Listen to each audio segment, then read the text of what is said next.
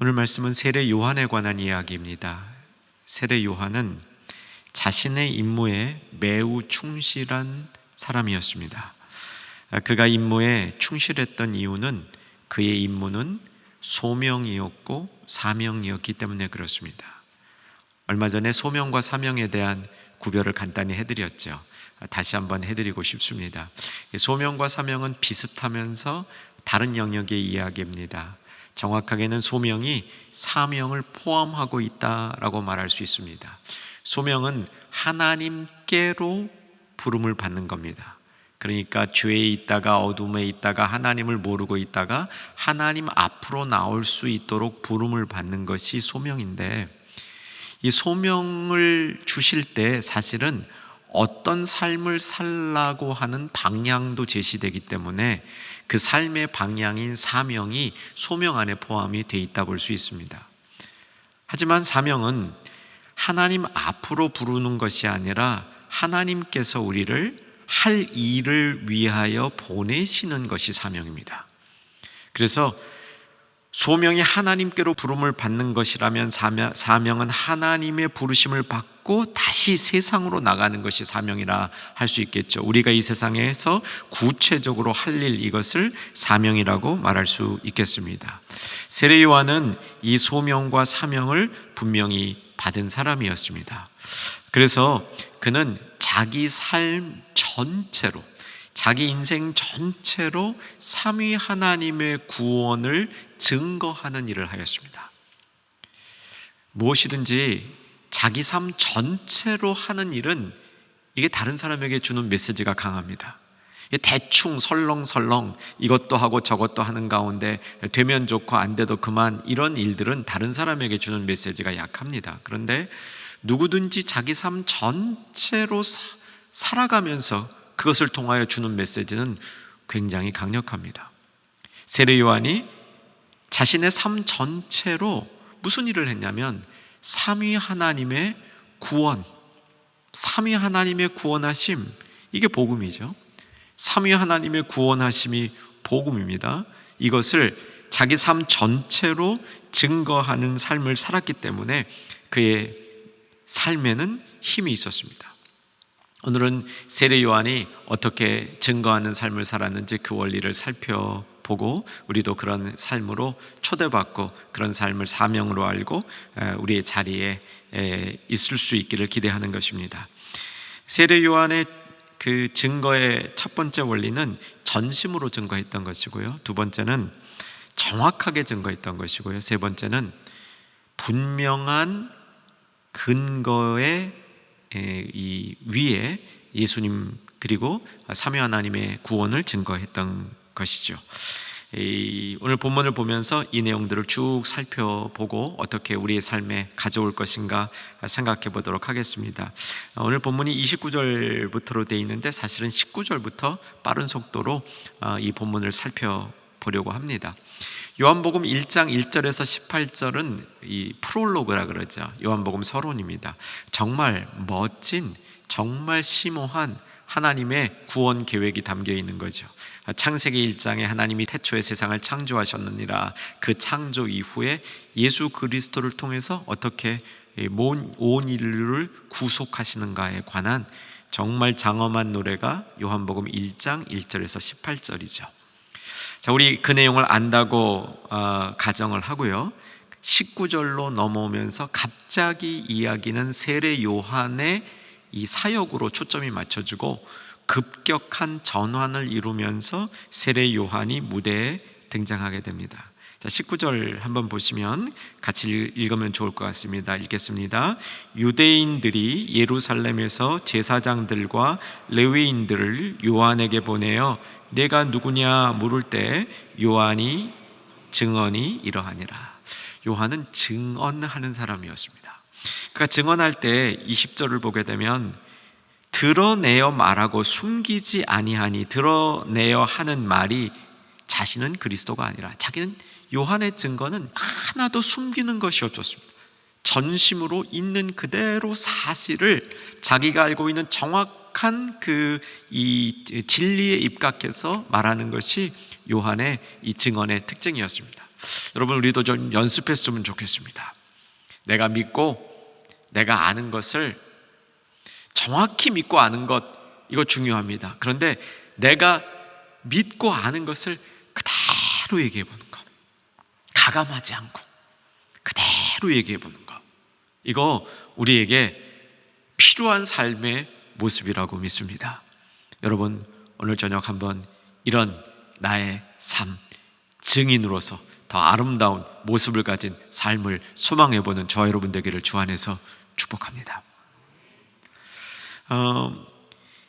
요한이 정확하게 자기가 그리스도, 예수님을 이제 증거할 때 20절에 보면 나는 그리스도가 아니라라는 사실을 선포합니다. 나는 그리스도가 아니라. 왜냐하면 오늘 본문의 기록이 사실은 없이 그냥 툭 뛰어 들어왔어요. 그런데 우리가 다른 복음서를 통해서 알고 있지 않습니까? 요한이 요단강에서 세례를 베푸는데 많은 사람들이 요한에게 세례받으러 나왔죠.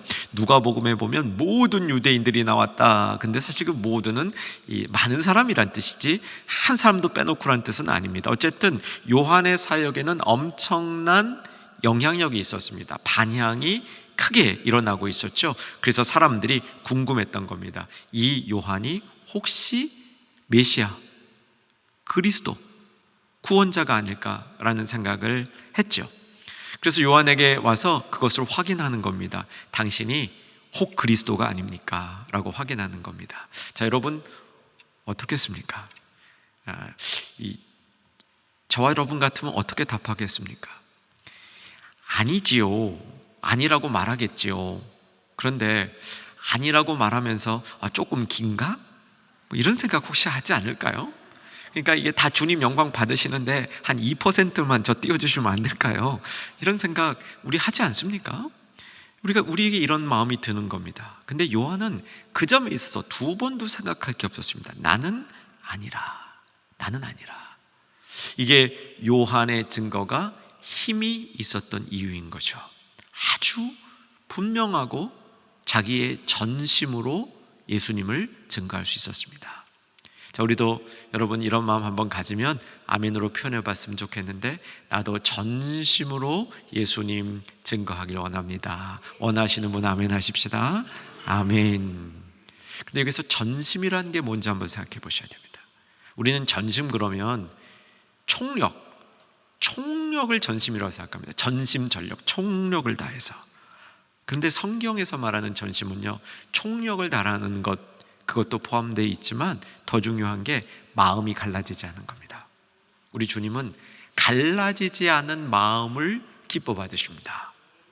그게 얼만큼 막 열성적이냐, 이것도 주님 보시는 요소가 되는데, 우리 주님이 진짜 좋아하시는 것은 얼만큼 열성이냐 극성이냐가 아니라 그 마음이 갈라져 있냐, 그 마음에 틈이 있느냐 없느냐, 그거를 보시는 겁니다. 그래서 여러분 좀 전에 아멘 하신 분들은요, 나의 이 온전한 마음, 틈이 없는 마음, 갈라지지 않은 마음을 주님에게 드리겠습니다. 이 결단하시면 주님이 매우 기뻐하십니다. 이 틈이 생기면요, 거기에 두 가지가 보통 들어와요. 뭐가 들어오냐면 자신이 거기에 살아납니다.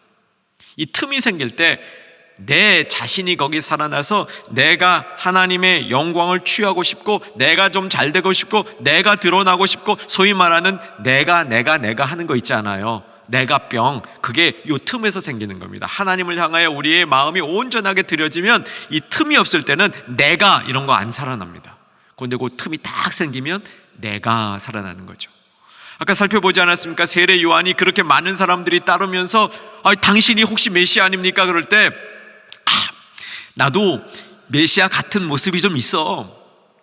근데 아니야. 이렇게 얘기하지 않고 나는 아닙니다. 내가 어떻게 메시아입니까? 나와 메시아는, 나와 그리스도는 비교도 할 수 없는 분입니다. 라고 그 순간 하나님을 더 높이는 그런 삶을 살았던 것이죠. 두 번째, 전심의 마음이 깨지게 되면 내가 높아지려는 마음과 함께 그 갈라진 틈을 타서 자기도 모르게, 나도 모르는 사이에 하나님의 영광을 가리는 일들이 일어나는 겁니다. 그래서 이 전심의 마음을 우리 주님이 가장 중요시 생각하는 것이죠. 자, 계속 또 말씀을 반나갑니다. 나는 그리스도가 아니라 그랬는데 그 다음은 좀 우리가 성경적으로 이해해 볼 필요가 있습니다. 21절, 또 묻되 그러면 누구냐? 네가 엘리야냐? 아니라. 또 묻습니다. 그러면 내가 그 선지자냐? 요한이 아니라라고 대답합니다.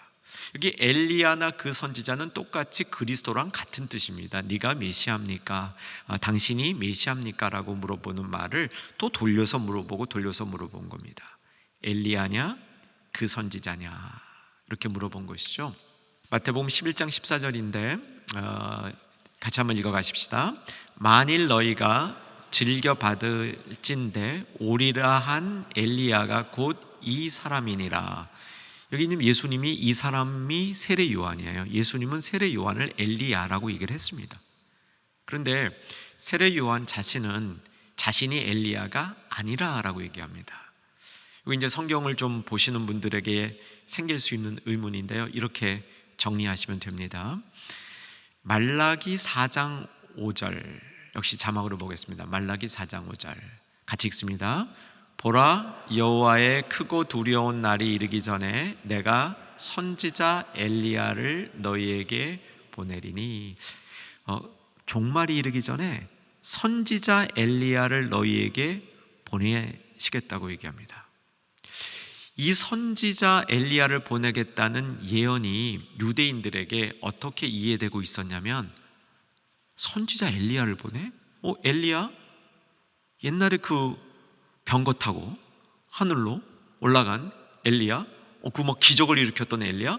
그 엘리야가 종말에 이르기 전에 오네? 이걸 연상하면서 엘리야가 죽지 않고 하늘에 올라갔지. 그거 다 아시죠? 엘리야가 죽지 않고 하늘에 올라갔던 그 엘리야가 안 죽었으니까 다시 오는구나. 그 다시 올 엘리야가 메시아구나. 이렇게 생각하는 유대인들의 생각이 있었습니다.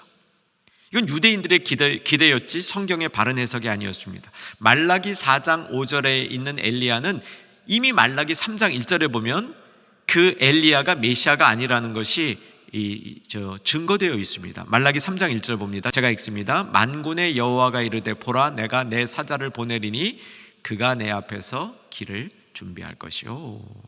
그러니까 엘리야는 사실은 엘리야 역할을 하는 그 인물이 세례 요한이었다. 이것은 맞습니다. 그런데 세례 요한을 메시아라고 생각하는 유대인들의 잘못된 해석에 근거해서 세례 요한을 메시아라고, 그리스도라고, 엘리야라고 이게 물어보는 것은 잘못된 것이기 때문에 세례 요한이 단호하게 자신은 아니라라고 얘기합니다. 사랑하는 여러분, 우리의 마음속에 이 세례 요한이 보여준 것 같은 전심으로 조금도 내가 주님의 영광을 취하려 하지 아니하는 그 마음, 오늘 저녁에 세워질 때 우리에게도 또 증거의 능력이 나타나는 축복이 임하게 되리라 확신합니다. 계속해서 이 말씀을 이어가면, 그럼 넌 누구냐라고 묻습니다. 넌 누구냐?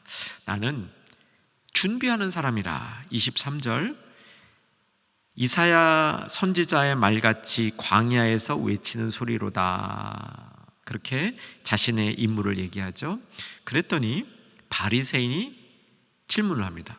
아니, 네가 그리스도가 아니고 메시아가 아니면 도대체 너는 무슨 권위로 세례를 베푸느냐라고 물어보는 겁니다. 저는 이 부분을 보면서요, 정말 요한이 예수님이 이렇게 드러내는데 마음이 많이 있는 사람이라는 생각이 듭니다. 무슨 권위로 세례를 주느냐라고 묻는데 요한의 대답은 나는 이런 권위를 가지고 있다라고 얘기하지 않고 있습니다. 요한은 어떻게 그걸 답하고 있냐면, 내가 중요한 게 아니고 내 뒤에 오실 그분이 중요하다라고 얘기를 하는데, 요 대목에서 우리가 잘 찝지 못하고 있던 내용이 담겨 있습니다. 무슨 내용이 담겨 있냐면, 내가 세례를 주는 이유가 바로 나로부터 세례를 받을 그분, 그 예수님을 내가 증거하기 위해서 세례를 지금 주고 있다, 이렇게 말하고 있습니다. 사실은 세례 요한이 세례를 준 것은 예수님이 오시기 전에 예수님의 올 길을 예비하면서 그 일종의 무브먼트, 운동을 일으키고 있는 거였어요. 일종 각성 운동 같은 걸 일으키고 있었습니다. 그래서 사람들이 많이 따르고 있었습니다. 그런데 세례 요한이 내가 지금 세례를 주고 있었던 게 뭐냐면, 나한테 세례받을 그 한 분 예수님을 내가 증언하기 위해서 세례를 주고 있다, 이렇게 답하고 있는 겁니다. 저는 이 세례 요한의 모습을 보면서 우리가 예수님 사랑해도 이 정도 사랑해 봤으면 좋겠다. 모든 길이 다 그냥 예수님으로 통하는 거예요. 자기가 무슨 질문이 와도 그 예수님으로 통하고 있는 겁니다. 여러분, 한번 우리가 예수님을 이렇게 사랑해보는 복된 자리에 나가기를 소망하는 우리 모두가 되어봤으면 좋겠습니다.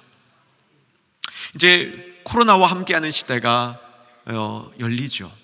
코로나가 종식되어지고 코로나 끝났습니다, 이제 다 끝났습니다, 다시 시작합시다, 이렇게 되는 날을 처음에 기대했는데 하나님의 계획은 그렇게 된 것 같지가 않습니다. 이 코로나와 함께, 코로나와 더불어 우리가 계속 경각심을 가져가면서 때로는 불편한 일들이 많이 있겠지만 그래도 그것을 통하여 살아가자, 그것을 통과하여 살아가자, 이런 시대를 하나님이 허락해 주신 것이죠. 이럴 때 우리가 어떤 영적 무장을 해야 될까요? 어떤 영적 강성을 해야 될까요? 예수님 더 사랑하자. 내가 할 수 있는 모든 일들이 예수님께로 통할 수 있도록 내 삶을 재정비해보자. 우리가 이런 도전을 세례 요한을 통해서 받았으면 좋겠습니다. 도대체 네가 무슨 권한으로 세례를 주는 거야? 요한이 하고 있었던 제일 중요한 일에 대한 도전이죠. 네가 무슨 권한으로 세례를 주느냐? 나는 이걸 통해서 나한테 세례받을 예수, 그분을 증거하고 있다. 이 모습이 우리의 삶 가운데도 나타날 수 있기를 기대해 보는 것이죠. 29절로 이제 오늘 본문으로 돌아갑니다. 요한이 이제 정확하게 예수 그리스도가 누구인지를, 예수님에 대한 이 증언을 하고 있습니다. 그러니까 하나님의, 삼위 하나님의 구원 계획에 대해서 얘기하는 것이라고도 볼 수 있겠죠. 요한은 예수님을 보면서 29절, 자, 준비되셨죠? 자, 큰 소리로 읽습니다. 시작.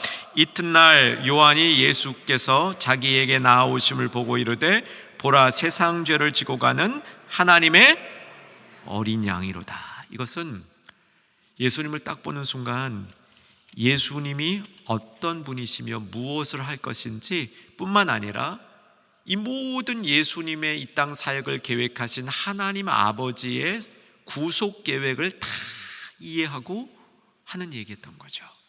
사실은 요한이 이것을 정말 다 하나하나 일일이 이해했는지 잘 모르겠습니다. 하나님 나라 가서 살펴봐야 되겠는데, 그런 마음의 깨달음을 성령께서 요한에게 주신 건 분명합니다. 다 몰랐지만 담대하게 그렇게 선포할 수 있었는데, 선포하고 나서 보니까 그게 하나님 심정에 딱 맞는 얘기가 되는 거죠. 여러분, 이런 선포를 하실 수 있기를 주 안에서 소망합니다. 제가 요즘에 구루터기 공동체 순하고 줌으로 각 순을 이렇게 신방하고 있습니다. 코로나 기간 동안 어떻게 할까 그러다가 우리 이 구루터기 공동체 신방을 하고 있는데, 신방하는 중에 어떤 한 그 지체가 저한테 이런 질문을 했습니다. 목사님에게 하나님은 어떤 분이십니까? 그런 질문을 하는데, 이게 그런 질문을 받을 때 그냥 이제 목사가 답하려면 항상 기도해야 되잖아요. 근데 그 기도가 잠깐 기다리세요, 제가 기도하고 답해 드릴게요, 그럴 수는 없고, 그냥 그 순간에 주님, 이 질문에 가장 적합한 대답이 뭡니까? 라고 기도하고 답을 하는데, 하나님이 이렇게 답을 이끌어 주시더라고요. 하나님 없이 살 수 없지요. 하나님 없이 살 수 없지요. 여러분, 이런 고백을 우리 다 같이 드릴 수 있었으면 좋겠습니다. 하나님 없이 살 수 없는 게 우리의 고백이죠. 요한이 그런 고백을, 이 고백을 하면서 다 알고 고백한 게 아니죠. 그런데 고백을 탁 하고 나니까 야, 이게 하나님 마음에 맞는 거다라고 우리가 알 수 있는 거죠. 마찬가지로 요한이 여기서 드러났던 이 고백은 정말 하나님 심장에 맞는 고백이었어요. 예수님이 누구냐? 어린 양이에요. 어린 양이 뭡니까? 대속제물로 드려지는 거죠. 그런데 이 대속제물로 드려진다는 게 얼마나 중요한 거냐면, 메시아인데, 메시아는 왕이라고 유대인들은 생각하고 있었는데, 메시아가 이 왕으로서 막 권력을 휘두를 줄 알았는데, 세상적인 힘 발휘할 줄 알았는데, 이 어린 양이야. 대속제물이야. 이걸 보여주는 겁니다. 물론 이사야서 53장에 이 말씀이 예언되어 있습니다. 그래서 이사야서 53장에 예언 이루어지는 것이라고 볼 수 있습니다. 그런데 이 예언이 얼마나 당시에 예수님을 보고 있던 세례 요한을 따르고 있던 사람들에게 특별한 도전이 되었겠습니까? 그것도 세상 죄를 지고 가는 어린 양. 이렇게 예수님에 대한 정확한 선포를 했던 것이죠. 요한의 힘이었다고 말할 수 있습니다. 그 다음 세례 요한은 어떻게 예수님을 알았는지에 대해서 증언을 하고 있습니다. 32절과 33절인데 어떻게 증언했는지, 어떻게 알았는지. 사실 세례 요한이 예수님을 몰랐던 거 아닙니다. 우리가 아는 대로 세례 요한과 예수님은 친척 관계입니다. 누가복음 1장에 보면 분명히 나와 있죠. 엘리사벳과 마리아가 친척 관계였다라고 기록이 되어 있으니까 어떤 분들은 사촌이라고 그러는데 그것은 증명되지 않고요, 친척은 분명합니다. 32절 33절, 친척으로 알았던 예수를 세례 요한이 하나님의 아들 메시아로 알게 된 이유, 32절 33절 같이 한번 읽겠습니다. 요한이 또 증언하여 이르되 내가 보매 성령이 비둘기같이 하늘로부터 내려와서 그 위에 머물렀더라. 요거예요. 성령께서 세례 받을 때, 예수님이 세례 받을 때 그 성령께서 그 위에 머물러 있는 것을 세례 요한이 경험한 겁니다. 네가 세례 주는 목적이, 네가 세례 주는 목적이 이제 내가 보낼 메시아, 그 메시아를 너를 통해서 세례받게 하는 특권을 네 인생에 줄 것이다. 세례 요한이 이렇게 계시를 받고 얼마나 기뻤겠습니까? 근데 이제 하나님께 묻지 않았겠어요? 그분이 누구인지 어떻게 합니까? 네가 세례할 때 성령이 그 위에 머무는 그 분을 만나면 그가 나의 아들인 줄 알아. 이 세상의 죄를 대속할 어린 양인 줄 알라. 이렇게 가르쳐 주셨는데, 그 성령이 예수님 위에 머무는 걸 보면서 내가 그를 증언하노라. 이렇게 설명하고 있는 겁니다. 자, 오늘 본문의 말씀은 이렇게 정리가 됩니다. 세례 요한은 정말 전심으로 예수님을 증언했습니다. 예수님이 어떤 분인지 정확히 알고 증언했습니다. 그가 예수님을 이 세상의 위대한 다윗보다, 솔로몬보다 더 위대한 왕으로만 알고 증언했다면 어쩌면 그의 증언은 힘이 약했을지 모릅니다. 위대한 사람을 증언하는 것은 어렵지 않기 때문이죠. 그런데 그가 증언한 예수님은 힘없이 대속제물로 죽을 어린 양, 그 어린 양을 전심으로 증언하고 있는 겁니다. 그리고 그 근거가 자기의 지식도 아니고 경험도 아니고 자신의 판단도 아니고 뭐였습니까? 성령이 그에 머무는 것을 보고 하나님 아버지께서 가르쳐 주신 그 계시대로 이루어지는 걸 보고 예수님을 증거했다. 이게 세례 요한의 증거의 모습이었습니다. 자, 이것을 우리의 삶에 어떻게 적용해 볼 수 있을까요? 오늘 기도의 시간으로 들어가면서 이 말씀을 우리 삶 속에 좀 담으면서 그 말씀을 붙들고 기도했으면 좋겠습니다. 우리가 우리의 삶 속에서 예수 그리스도가 나타나는 삶을 살기를 이 저녁에 정말 주 앞에서 한 번 더 결단하시는 우리 모두가 되기를 바랍니다. 어떻게 하면 내 삶 속에서 예수 그리스도가 나타날까? 하나님을 전심으로 우리도 경배하는 하나님의 사람들이 되기를 소망하는 우리가 되었으면 좋겠습니다. 하나님을 우리가 전심으로 예배할 때 이것이 세상에 증거로 나타납니다. 우리 교회는 그 멋진 건물을 갖고 있습니다. 예전에는요, 우리나라에 막 기독교가 막 부흥하던 시기에는 큰 건물을 갖고 있는 것 자체가 세상의 증거가 되었습니다. 왜냐하면 저렇게 큰 건물을 지을 수 있는 그 힘은 사람들의 헌신에서 나오는데, 사람들이 저렇게 교회에 헌신하는 걸 보면 교회에 뭔가 있구나, 다른 사람들이 관심을 갖는 그런 시기였습니다. 교회에 많은 사람들이 모이면 주변 사람들이 관심을 가졌습니다. 사람이 많이 모인다는 것은 거기에 뭔가 좋은 게 있겠지라는 관심이 있었죠. 이것이 주변 사람들에게 증거가 되는 때가 있었습니다. 많은 사람들이 예배를 모이는데 예배당에 들어갈 때는 막 다 불편한 얼굴로 들어갔다가 만약에 예배 드리고 나오는 사람들의 얼굴을 보는데 그 얼굴이 환해져 가지고 기쁨으로 가득해 가져 가지고 나오는 모습을 보면 증거가 될 만합니다. 여러분, 우리가 좀 그렇게 됐으면 좋겠습니다. 예배 들어갈 때는 기쁘게 들어갔다가 예배 드리고 나올 때 인상 쓰고 나가면 이 주변 사람들의 덕이 안 되는 것 같아요. 예배 드리고 나가는데 이 자동차 파킹 문제 때문에 힘들어가지고 아주 또 그냥 이 마음이 막 상해서 나간다면 그것도 좋지 않은 일일 것 같습니다. 예배 드리기 전보다 예배 드린 후에 우리의 삶이 달라진 모습을 보이는 거, 이거 좋은 증거의 방법입니다. 그런데 정말 우리가 이 시대에 오늘 세례 요한의 모습을 보면서 배우고 싶은 것은 우리의 삶이 더불어 이웃들과 좀 더 더불어 사는 일에, 좋은 이웃이 되어지는 일에 우리의 전심으로 드린 예배가 삶으로 옮겨질 수 있다면, 우리 삶의 예배로 옮겨질 수 있다면, 삶 가운데 그 예배의 힘이 나타날 수 있다면 더욱더 우리 주님께 증인이 되는 삶을 살 수 있으리라 확신합니다. 컬처 메이킹의 저자인 앤디 크라우치라는 분이 있습니다. 이분이 코로나가 시작되어질 때 어떻게 진단을 했냐면, 코로나가 시작되는 그 시기, 막 이제 코로나가 시작되는 시기가 이 영적으로 눈보라가 치는 시기였다라고 이렇게 설명을 하고요. 그 다음에 겨울이 올 것이다. 겨울이 온 다음에 빙하기가 올 것이다. 이렇게 예언을 했습니다. 저는 이게 지금 빙하기가 끝나는 건지 빙하기가 계속되는 건지 이게 잘 모르겠습니다.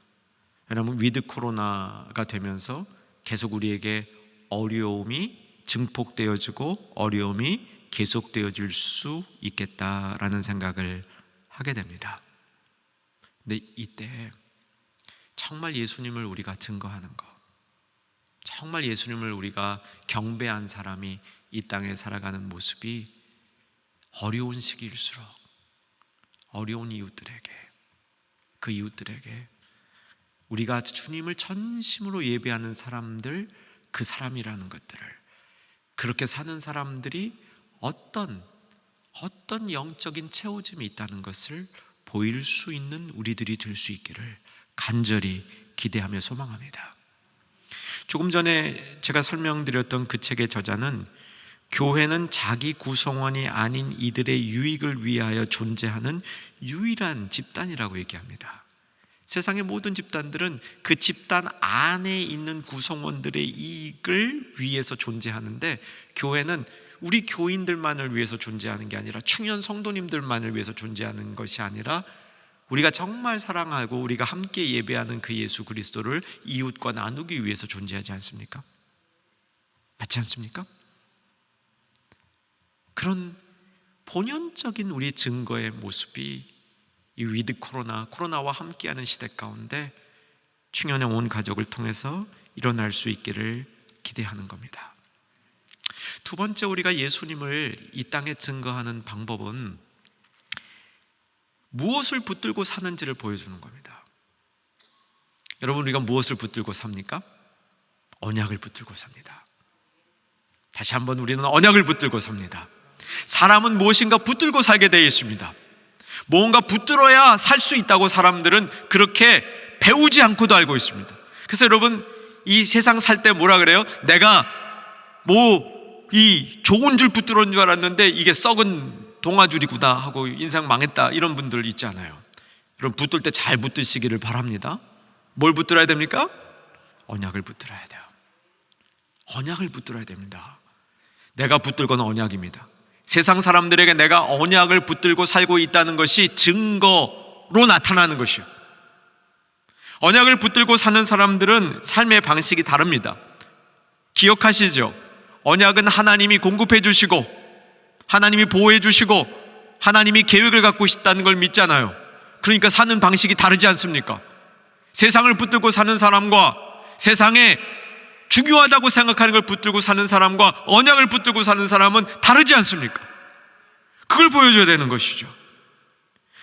여러분, 우리가 내가 힘든 시기에 그 힘든 것으로부터 구출을 받는 거 감사하지 않습니까? 이게 구원이란 말이에요. 그런데 우리가 이 구원을 받고, 우리 죄에서 구원을 받고 한참을 지나다 보니까 이 구원에 대한 감격이 별로 없는 겁니다. 우리가 구원에 정말 구원받은 사람들이 내가 구원받고 하나님 앞에 이를 때까지 이 세상을 사는 동안 어떻게 살아야 되느냐, 그 중에 중요한 한 가지 방법이 언약 붙들고 사는 겁니다. 처음부터 끝까지 언약 붙들고 사는 거예요. 그래서 하나님이 필요할 때마다 보호해 주시고 하나님이 필요한 것을 공급해 주시고 나의 인생의 큰 계획은 하나님 손에 있다, 그걸 붙들고 내가 구원받은 사람이 평생 그걸 갖고 살아가는 겁니다. 그래서 우리 위드 코로나와 함께하는 시대 속에 우리 주변의 온 가족들이 내가 붙들고 있는 언약 붙들고 살아가는 것을 분명히 더 알고 지냈으면 좋겠습니다. 마지막, 우리 증거를 나타내는 방법이 생명을 돌보는 그 일에 우리의 마음이 들여지는 것, 이거 예수를 증거하는 바른 삶의 모습입니다. 저는 신학교에 들어갔을 때 보통 많은 신학생들, 어쩌면 여러분이 기대하는 신학생의 모습은 아니었던 것 같습니다. 저는 신학교에 들어갔을 때 저한테 제일 먼저 다가오는 그 숙제가 뭐였냐면, 이 과정을 잘 마쳐야 된다는 거였습니다. 그래서 저는 신학교 다니면서 가장 많이 한 게 기도가 아닙니다. 저는 신학교 다니면서 가장 많이 한 게 공부입니다. 그냥 공부만 했어요, 살아남기 위해서. 근데 주변에 저를 잘 인도해 주시던 멘토 선배님들이, 또 제가 부교육자로 있던 교회 담임 목사님이기도 하셨던 목사님이 저한테 어떤 이 도움을 주셨냐면, 하나님 말씀, 이 신학은 너무나 방대하기 때문에 학교 다닐 때 열심히 안 하면 안 된다는 거였어요. 그래서 저는 거기에 위로를 받고 정말 열심히 공부했습니다. 그리고 한 7, 8년을 신학 공부에 막 몰두했던 것 같아요. 근데 어느 날 하나님께서 제 마음속에 이게 처음 이런 도전을 주시는데, 영혼을 사랑하라 라는 말씀을 주신 거예요. 창피하죠. 영혼 사랑하는 마음을 듬뿍 가지고 신학교에 갔어야 되는데, 신학교를 한참 다니다가 이 도전을 받은 거예요. 늦게 받은 도전이 또 굉장히 강하다고, 이 영혼을 사랑하라는 도전을 주셨을 때 그 도전에 대해서 정말 마음이 많이 움직였었습니다. 오늘 사실 이 본문하고 관련된 그 문맥에서 그 도전을 받았습니다. 영혼을 사랑하고 영혼을 돌보라. 사랑하는 여러분, 우리가 예수 증거를 나타낼 때 영혼을 사랑하고 영혼을 돌봐야 됩니다. 근데 이 코로나 시기에는 조금 더 우리의 마음과 생각이 확장되어져야 됩니다. 영혼을 정말 사랑하는 것으로부터 시작이 되어서 이 하나님의 질서 가운데 만들어진 하나님의 이 피조 세계의 생명들을 돌볼 수 있어야 됩니다. 여러분, 세상이 망가지고 있습니다. 망가졌습니다.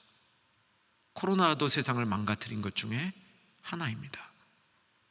제가 여러분에게 같이 나누고 싶은 것은, 정말 한 영혼을 돌보고 내 영혼을 돌보는 그 마음을 확장시켜야 됩니다. 그래서 망가진 세상도 돌봐야 됩니다. 이 세상 가운데 있는 많은 생명들을 돌볼 수 있어야 합니다. 선교 신학자 중에 하워드 스나이더라는 분이 있습니다. 이분이 피조물의 치유인 구원이라는 책을 쓰면서 이 책의 첫 질문이 뭐냐면 망가진 병든 지구 위에 건강한 교회가 있을 수 있을까? 이 질문입니다. 있을 수 있다고 우리는 답할 수 있겠죠. 세상은 망가져도 교회는 건강할 수 있다. 얼마든지 있을 수 있습니다. 그런데 이렇게 생각해 보십시다. 코로나로 세상이 망가지니까 대면 예배를 드릴 수 없는 거예요. 모일 수 없는 겁니다. 다른 환경이 망가지면 우리의 예배 환경에도 어려움을 줄 수 있다는 사실이죠. 여러분, 우리의 증거의 책임을, 우리가 감당해야 될 증거의 책임을 좀 더 넓혀봤으면 좋겠습니다. 코로나와 함께하는 시대 속에 정말 영혼을 사랑하는 우리 충영교회 이 성숙한 성도들의 모습이 나의 영혼, 주변의 영혼들을 사랑하는 것을 좀 넘어서서 이 세상에 망가진 세상 속에서 더 많은 생명들을 사랑하고 돌볼 수 있는 그 자리까지 우리가 좀 넓어질 수 있기를 주 안에서 소망합니다. 오늘 우리가 증거의 삶을 정말 주 앞에 붙들고 나가서 기도할 때 우리가 받은 말씀들 붙들고 같이 기도했으면 좋겠습니다.